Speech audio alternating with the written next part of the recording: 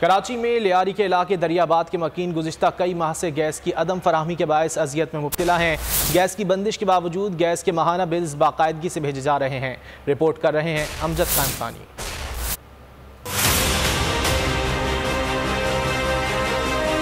लियारी के मकीन लकड़ियां जलाकर खाना बनाने पर मजबूर। लियारी की खवातीन ने शदीद परेशानी में पुराना पाकिस्तान वापस मांग लिया। लियारी दरियाबाद की गली नंबर 17 के मकीन कई माह से लाइनों में गैस से महरूम हैं, जिसके मुताबिल महंगे दामों गैस सिलेंडर और लकड़ियां इस्तेमाल करने पर मजबूर हैं।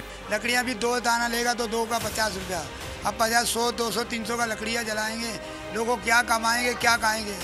हमारा तनख्वाह इतना सैलरी नहीं है जो हमें सैलरी इतना मिले जितना हम जला सके।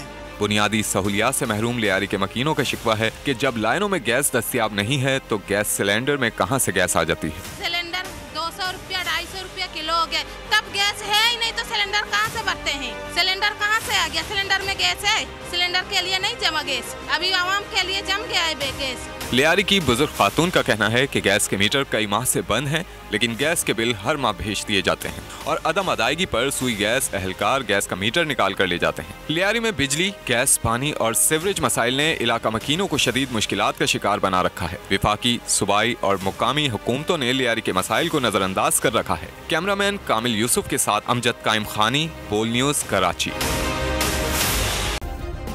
सब्सक्राइब करें और बेल दबाएं ताकि कोई खबर रह न जाए।